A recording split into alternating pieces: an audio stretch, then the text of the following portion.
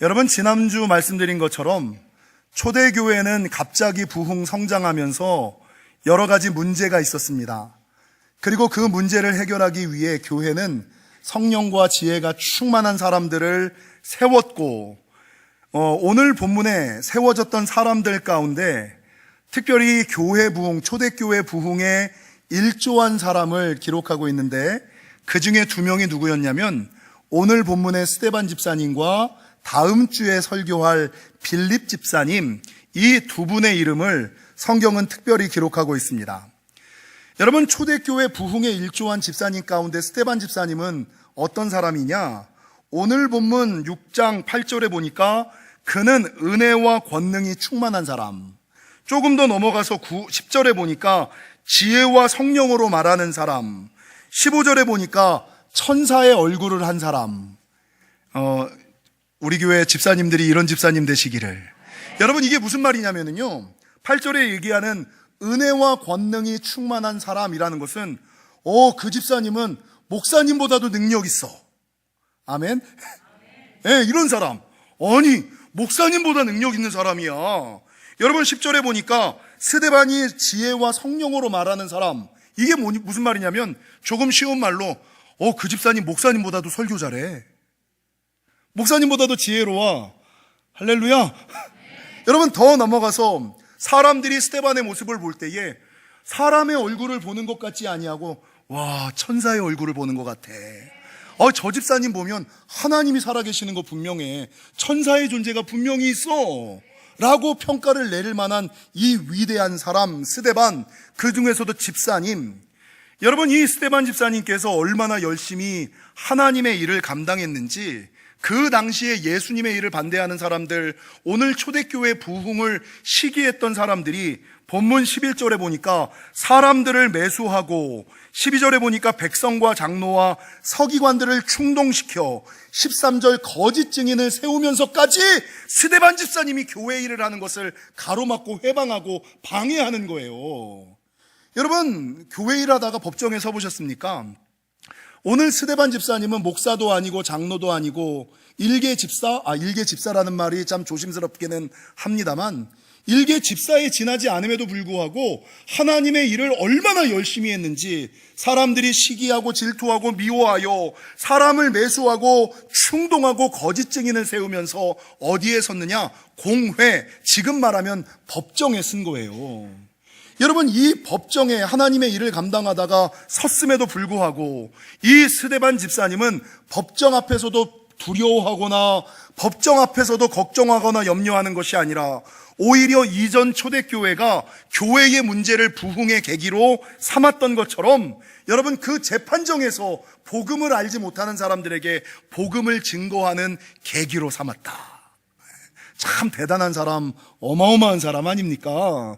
우리 교회 영지교회 집사님들도 너무 큰 도전인가요? 여러분, 이렇게 법정에서도 복음을 전한 스데반, 사람들의 눈치를 보지 않고 진리를 선포했던 스데반을 아시는 것처럼 사람들이 진리의 말씀을 듣고 찔리면, 말씀을 듣다가 찔리면, 교회 생활하다가 찔리면, 여러분 왜 찔릴까요? 뭔가 틀리니까, 뭔가 잘못됐으니까 여러분 찔리는 거거든요. 찔림은 성령의 역사예요. 그러면 그 찔르시는 성령의 역사 앞에 내가 바뀌어야 되는데, 찔리는 이유가 있으니까, 성령이 찌르시는 이유가 있으니까 내가 바뀌어야지 되는데, 여러분, 악한 사람들, 못된 사람들의 특징은 뭐냐? 찔리면 찔리는 내가 바꾸는 것이 아니라 찔른 사람을 죽여버리는. 여러분, 예수님 당시에 바리새인, 사두개인, 서기관들을 보십시오. 예수님의 말씀에 찔린다고 자기가 예수님을 죽여버리지 않습니까? 오늘 본문에 당시 교회를 반대하던 사람들도 스데반 집사님의 이 설교에 찔림이 있으니까, 오늘 우리가 읽진 않았습니다만 7장 54절을 보십시오.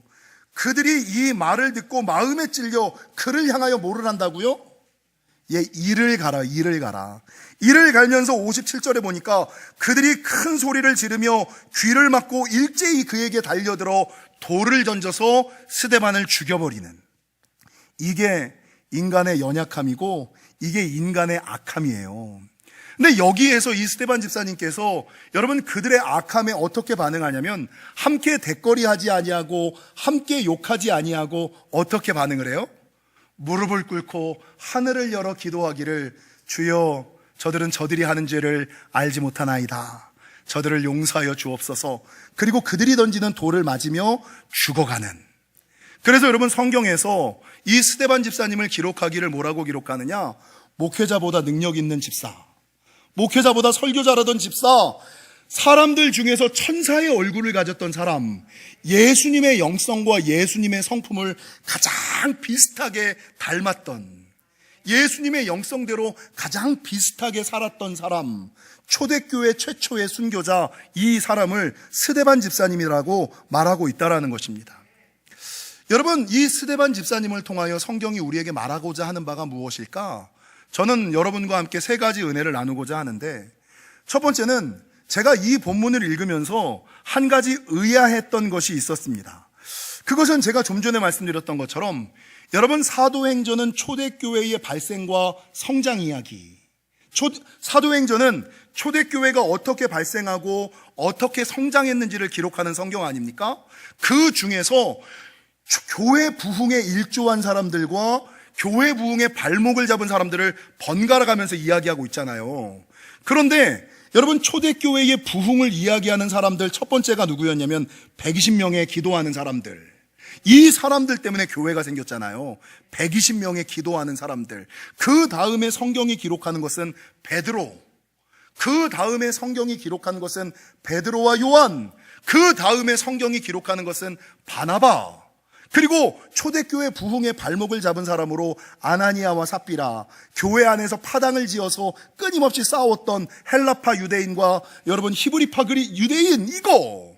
근데 그 다음에 교회 부흥의 일조를 한 사람으로 기록하는 사람이 오늘 본문의 스데반 집사님, 그리고 다음 주에 우리가 살펴볼 빌립 집사님, 사도들에 대하여 쭉 이야기하다가 여러분 집사님들 2명의 기록을, 왜 7명이 집사가 되었는데 이 7명의 집사님 가운데서 스데반 집사님과 빌립 집사님은 성경에서 그렇게 많이 중요하게 이야기하고 있을까?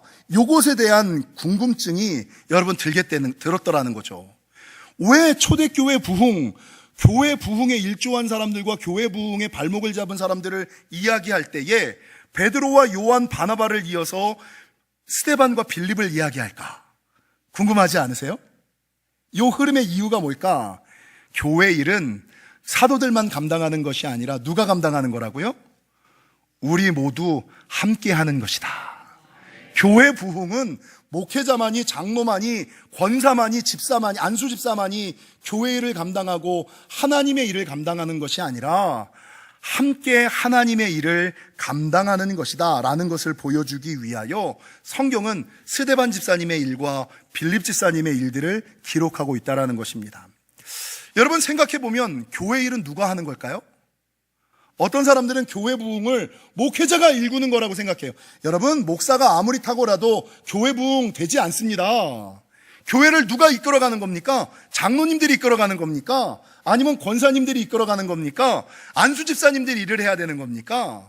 오늘 이 초대교회 스데반 집사님과 빌립 집사님의 이야기를 통하여 성경이 우리에게 말하는 것은 하나님의 일, 교회의 부흥과 성장은 우리 모두 함께 해야 되는 것이고, 더 나아가서 제가 생각해보면 교회 일은 어떤 사람이 하는지 아세요? 직분 받은 사람, 사명 받은 사람이 교회 일을 하는 것이 아니라, 여러분 직분이 아무리 높고 사명을 아무리 받았어도 일 안 할 사람은 안 합니다. 그러면 어떤 사람이 교회 일을 할까? 첫 번째는 은혜 있는 사람이 하나님의 일을 해요. 은혜 있는 사람, 은혜 받은 사람, 마음에 은혜가 있는 사람은 받은 은혜에 감사하여 하나님의 일을 해요. 두 번째는 어떤 사람이 감당하느냐? 성령 받은 사람이 감당한다. 그래서 주변에 보면 교회 일을 기쁘게 감당하고 많이 감당하고 아주 오래 감당하는 사람들 있잖아요. 그 사람들을 보면 어떤 사람들이에요?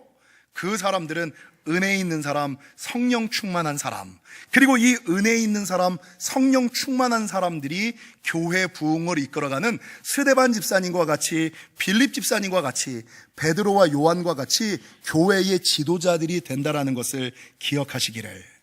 그래서 스데반 집사님의 이야기와 빌립 집사님의 이야기를 이 본문에서 넣은 것은, 야, 교회는 목회자 한 사람으로 되지 않아. 우리 모두 함께 하나님의 일을 하는 거야 라는 것을 보여주기 위하여. 그래서 여러분 따라하겠습니다. 나도 할 수 있다. 교회 일은 목사만 하는 것이 아니고, 장로만 하는 것이 아니고, 권사만 하는 것이 아니고, 안수집사만 하는 것이 아니라 주어진 자리에서 나도 해야 되는 것임을 기억하시는 저와 여러분이 되시기를 주님의 이름으로 간절히 축원합니다. 두 번째, 제가 스데반 집사님의 이야기를 보면서 제 안에 들었던 생각은 무엇이냐? 여러분, 성도는 스데반 집사님처럼 위기 가운데 하늘을 바라보는 사람이어야지 된다. 성도는 스데반 집사님처럼 위기 가운데 하늘을 바라보는 사람이어야지 된다라는 것을 성경이 우리에게 말씀하고 있지 않을까. 여러분, 이 스데반 집사님은 안수 집사도, 그 당시는 아마 안수 집사 정도 됐을 거예요. 권사나 장로나 목사 정도가 아니었어요. 그냥 집사 정도 수준에 있었던 사람이었어요. 집사 직분 받은 지 오래된 사람도 아니었어요. 근데 그 집사로서 하나님의 일을 얼마나 많이 감당하냐면, 여러분, 하나님의 일을 감당하다가 사람들이 매수하고 충동하고 거짓 증언을 하면서까지도 죽이려고 했던, 스데반을 향한 시기와 질투가 있었던 사람. 여러분, 이 스데반이 얼마나 하나님의 일을 많이 감당했냐면, 사도행전 7장 54절에 보니까 그들이 이 말을 듣고 마음에 찔려 그를 향하여 일을 갈 정도로, 교회 안에서 얼마나 탁월하게 하나님의 일을 많이 감당했는지, 그 사람을 싫어하는 사람, 그 사람을 반대하는 사람, 교회를 미워하는 사람들이 스데반 집사님을 보면서 이를 부득부득 갈 정도. 더 넘어가서 27절에 보니까 그들이 큰 소리를 지르며 일제히 그에게 달려들어 돌을 칠 정도로. 여러분, 하나님의 일을 이 정도로 해보셨습니까?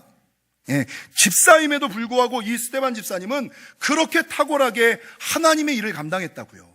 근데 만약에 이 스데반 집사님과 같은 상황을 우리가 당했다면, 내가 하나님의 일을 내가 목사도 아닌데 하나님 때문에 법정에 설 필요가 있어? 내가 장로도 아닌데 굳이 손가락질을 당할 이유가 있어? 내가 권사도 아닌데 왜 사람들에게 대표로 시기를 받고 미움을 받고 왜 돌던짐을 당해야지 돼? 내가 굳이 이렇게까지 하나님을, 교회를 섬길 필요가 있어? 라고 스데반 집사님은 하지 않았어요. 여러분, 그 위기의 순간 이를 부득부득 깔며 소리 지르고 달려드는, 돌 던지는 그 사람들 앞에서 스데반 집사님이 보이셨던 반응은 뭡니까? 무릎을 꿇고 하늘을 바라보며, 주여, 저들은 저들이 하는 죄를 알지 못하나이다. 저를 불쌍히 여겨 주시옵소서. 중보하는 삶을 살았다는 것이죠. 여러분, 제가 성경을 보면서 좋아하는 그 성경이 하나 있어요. 그게 창세기 13장이거든요. 창세기 13장에 가면 아브라함과 조카 롯이 갈라지는 장면이 나와요.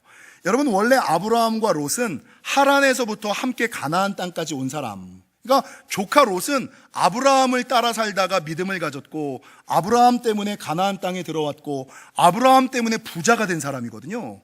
근데 이 둘이 함께 머물러 살다 보니까 아브라함과 롯이 함께 살기에 땅이 넉넉하지 않아요. 이제는 갈라설 때가 되었어요. 이제는 독립할 때가 되었어요. 그래서 아브라함이 롯에게 뭐라고 얘기하냐면, 야, 지금 우리가 거하는 땅이 함께 하기에, 동거하기에 넉넉하지 아니하니 네가 만약에 좌하면 내가 우하고 네가 우하면 내가 좌할게. 네가 먼저 좋은 땅을 선택해. 이렇게 얘기를 해요. 그러면 여러분, 아브라함이 선의를 가지고 조카 롯에게 이렇게 얘기를 했다면 조카는 어떤 반응을 보이는 것이 아브라함 입장에서 좋을까요? 어떤 대답을 조카가 있으면 마음에 들었을까요? 전 이런 대답을 듣기를 원할 거예요. 아니요, 삼촌. 내가 평생 삼촌을 따라 살았는데 이제 나이 들어서 무슨 삼촌으로부터 독립을 해요. 그냥 조금 힘들어도, 조금 불편해도 함께 잘 살아보지요. 이게 첫 번째 대답 아니겠습니까? 제가 삼촌 때문에 믿음의 사람이 됐고, 내가 삼촌 때문에 부자가 됐는데, 이제 먹고 살만해졌다고 삼촌 품을 떠난다는 게 됩니까? 삼촌 조금 힘들어도 같이 살아요. 내가 잘할게요. 내가 맞출게요. 이게 정답 아니에요.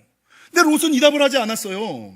아니, 요런 정답을 얘기하지는 못한다 손 치더라도 아브라함이 네가 좌하면 내가 우하고 네가 우하면 내가 좌하겠다라고 얘기했을 때 롯이 어떤 대답을 해야 돼요? 아이, 삼촌 말도 안 되죠. 내가 구원받은 것도 삼촌 때문이고, 내가 가나안 땅에 들어온 것도 삼촌 때문이고, 내가 부자가 된 것도 삼촌 때문이고, 나이가 많아도 삼촌이 더 많고, 더 좋은 것을 입고 먹어야 되는 것도 삼촌이 더 먼저 좋은 것 입고 먹어야지 되는데 무슨 선택권을 나한테 먼저 주세요. 삼촌이 먼저 결정하세요. 그럼 남은 거 제가 가질게요. 이게 두 번째 좋은 대답이잖아요.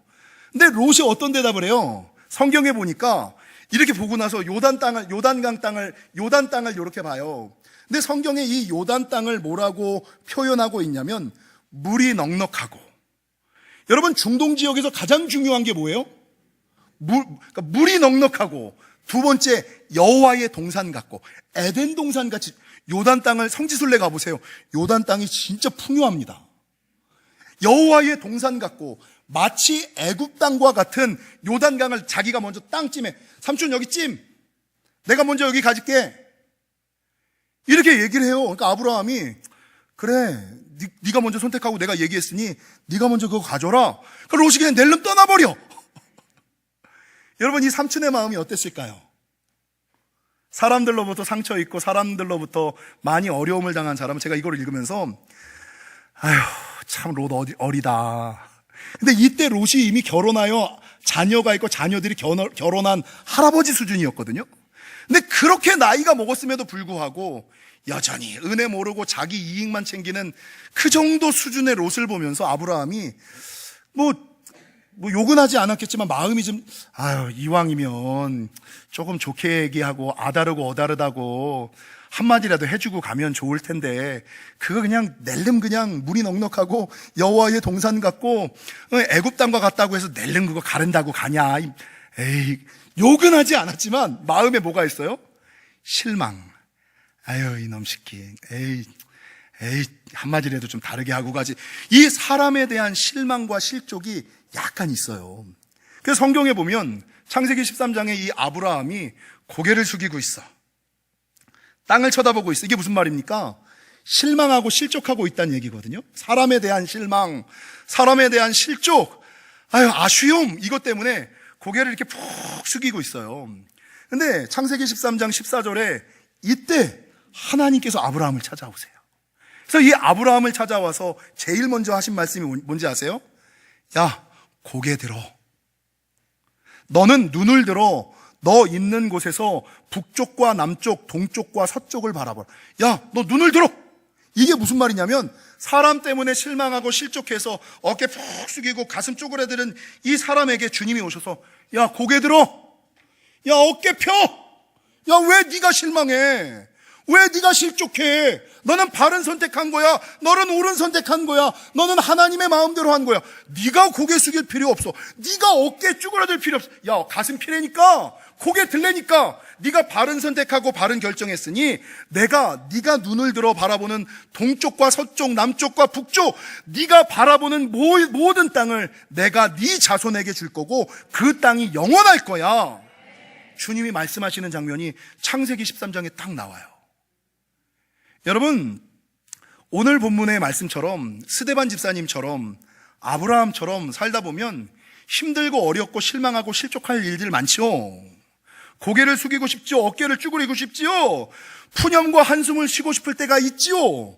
그러나 성도는 여러분, 그런 위기의 순간 가운데서도 땅 쳐다보고 어깨 쭈그리고 한숨 쉬어야 되는 존재가 아니라 스데반 집사님처럼 무릎을 꿇고 하늘을 바라보는 존재여야 함을, 그게 참다운 하나님의 사람임을 기억하시고 살아가는 동안에 좀 힘들고 어려우셔도 여러분, 하늘을 바라보며 살아가는 존재가 되시기를, 하나님 바라보며 살아가시는 저와 여러분이 되시기를 주님의 이름으로 간절히 축원합니다.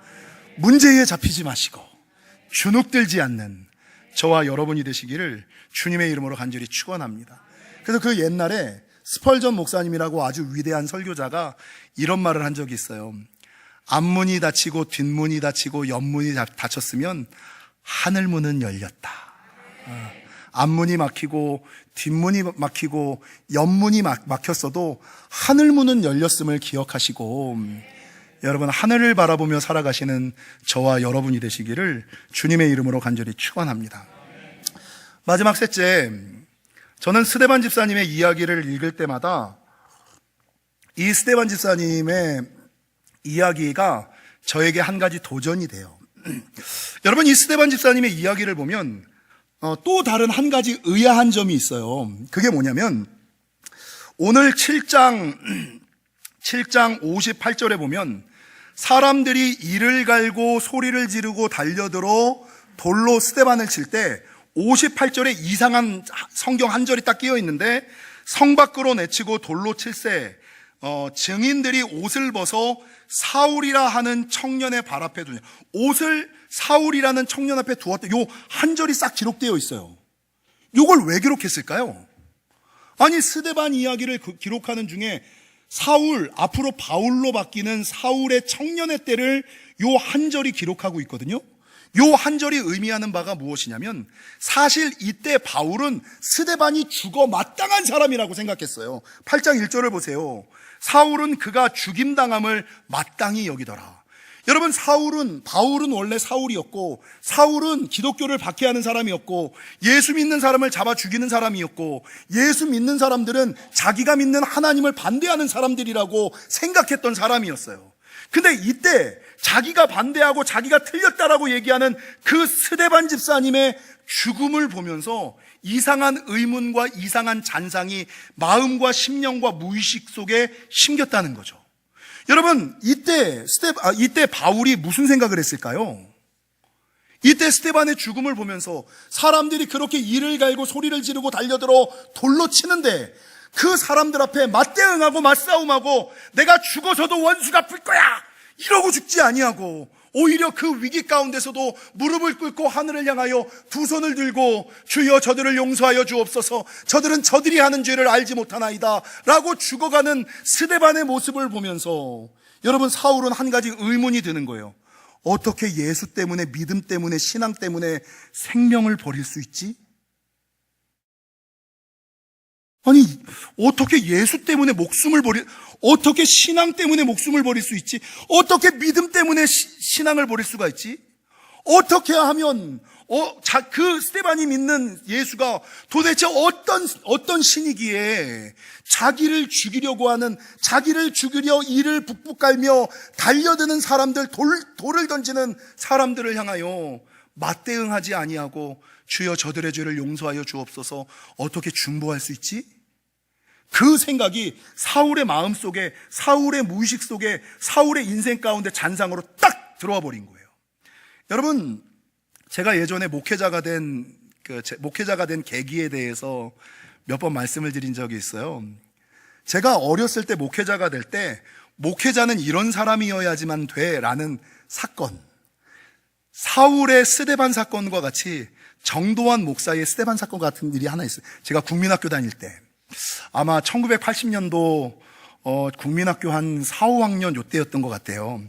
과천에 있는 아주 개척교회를 다녔는데 이 개척교회가 너무나 가난해서 교육자를 둘 형편이 안 돼요. 그래서 신대원 다니는 나이 많은 노총각 30 넘은 사람을 토요일 주일 교육전도사로만 쓰는 거예요. 그러니까 이 전도사님이 토요일 날 와서 교회 장의자에서 자고 주일날 사역하고 가고 이거를 토요일 주일만 섬기는 교육전도사님이 계셨어요. 근데 그때가 12월 초였는지 겨울이었어.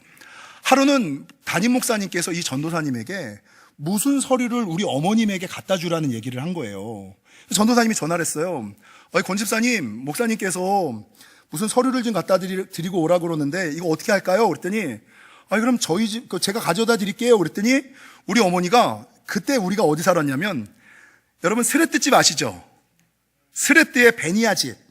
저녁마다 쥐 뛰어다니는 소리가 막 맨날 잠자면서 야옹야옹 거리던 집. 스레뜨의 베니아 집.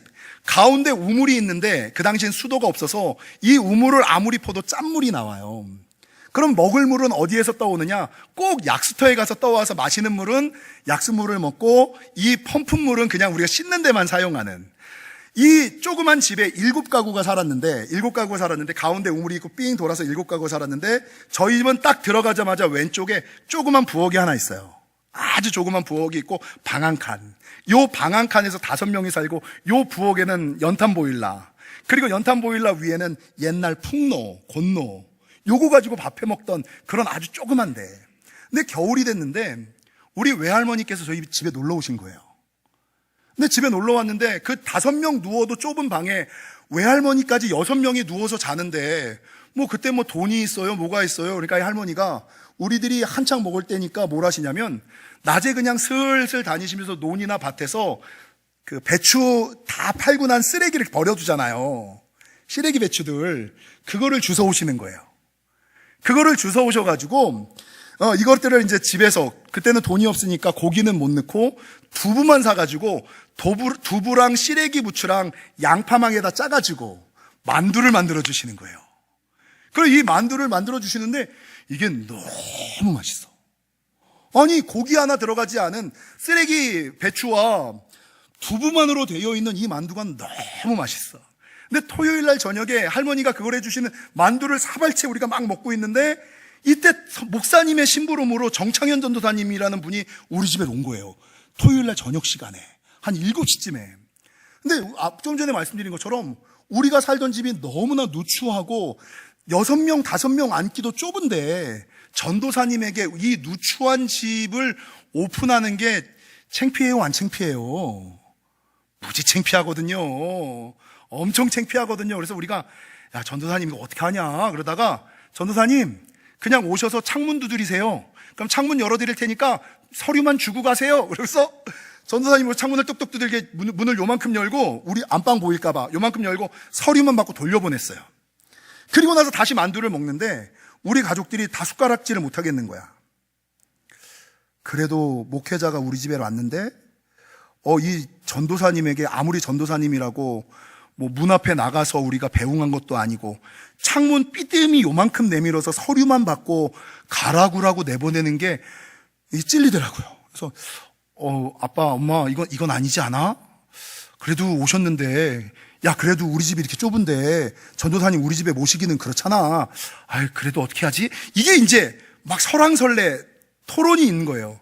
가난해도 집을 오픈하고 이 쓰레기 만두를 대접해야 되느냐, 아니면 그냥 모른 채 그냥 전도사님을 돌려보내야 되느냐. 집을 오픈하기 너무 창피하잖아요. 고민을 하다가 우리 식구들이 그래서 찾겠어.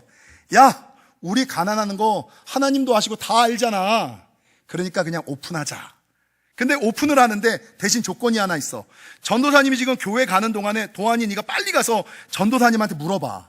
전도사님, 우리가 쓰레기 만두를 먹고 있는데 드실래요, 마실래요? 그리고 막 드신다 그러면 초청하여 음식을 대접하고, 안 드시겠다 그러면 그냥 보내자. 가실 줄 알았어. 그래서 제가 막 달려가서 굴다리까지 가가지고 전도사님 불러가지고, 전도사님 사실은요 우리 할머니가 시골에서 오셨는데 그냥 할머니가 나이 많은 양반이라 그냥 밭에 있는 쓰레기 그 배추 가져다가 고기 하나 안 들어간 두부 만두고 했어요. 근데 전도사님 드실래요? 그랬으면 아이 됐어 이러고 가셔야 되는데 이러고 따라오시는 거예요. 그 전도사님을 모시고 5명 앉아도 좁은 방에서 7명이 앉아서 만두를 먹는데 이 전도사님이 이만한 양푼에 만두를 막 퍼드시는 거예요. 그러니까 너무 허겁지겁 먹는 거를 보고 어머니가 저에게, 도하나 빨리 가서 물 떠와.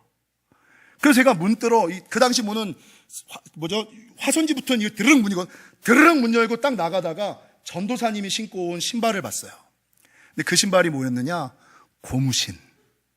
아니 80년도에 왜 고무신을 신고 있었는지. 근데 그 고무신이 기차표 고무신이었는지 말표 고무신이었는지는 제가 기억이 나지 않지만 이 고무신이 찢어져 있는, 이걸 꼬매서 신고 있는 고무신, 꿰매진 고무신. 그래서 뒤로 안 건데 이 전도사님이 뒤늦게 신학을 하니, 나이 많은 노총각이 뒤늦게 신학을 해가지고 사역은 하고 싶어서 토요일날 주일날 교회 와서 사역을 하는데 돈이 없으니까 교회가 사례줄 형편은 안 되고 사역은 해야겠고 와서 사역은 하는데, 그날 저녁도 와서 사역을 한 저녁을 못 먹은 거야. 근데 우리 집에 왔는데 맛있는 만두 냄새는 나는데 그걸 안 주니 터벅터벅 교회로 돌아가는 중에 제가 와서 먹고 가라고 그러니까 너무 좋아서 그걸 먹고 갔던 거예요. 여러분, 제가 일평생 목회자는 이런 사람이어야 돼, 목회자는 이런 인생을 살아야지 돼 라고 제 가슴에 무의식에 심겨진 것은 이 시래기 만두, 꿰매진 고무신, 시래기 만두와 꿰매진 고무신과 같은 삶을 사는 게 목사야. 그래서 제 평생의 목회의 철칙 가운데 하나가 청빈입니다. 물질 욕심내지 말고 주님이 주시는 상황과 형편 속에서 감사하며 살아가는 거, 고개 숙이지 않고 살아가면서 그거. 그래서 여러분, 저에게 시래기 만두와 꿰매진 고무신이 일평생 목회자의 잔상으로 남아 제가 목회자가 된 것처럼, 이 당시에 사울에게 스데반의 죽음이 무의식 속에 숨겨진 거예요. 아, 하나님의 참다운 사람은 죽음 앞에서도 무릎을 꿇고 하늘을 바라보며 용서하며 살아가는 사람이구나. 그래서 이 본문의 말씀을 제가 읽을 때마다, 하나님, 스데반의 죽음이 사도 바울을 만들었던 것처럼 저도 죽어가는 그 마지막 순간에 저의 죽음이 누군가에게 복음을 증거하는 계기가 되게 하여 주옵소서. 여러분, 목회를 하면 참 안타까운 게 있는데요, 초년에 잘 믿고 중년에 잘 믿고 말년에 잘 믿다가 주님이 부르실 때 하나님의 영광을 가리는 사람들이 가끔 있어요. 목사도 그렇고 성도도 그렇고 죽음을 눈앞에 두고 하나님의 영광을 가리는 사람. 그래서 제가 혹시나 제가 그런 사람이 되지 않을까 하여 저는 맨날 죽음을 묵상하고 저는 유언을 미리 다 생각해 놓는, 아들에게 어떠한 경우라도 교회 떠나지 마라, 하나님 품 떠나지 마라, 신앙 버리지 마라. 이거는 아빠가 너에게 주는 마지막, 꼭 네 일생에 지켜야지 되는 유언이다. 나의 죽음을 누군가에게 복음을 증거하는 계기로 삼자. 이걸 제가 연습하고 살거든요.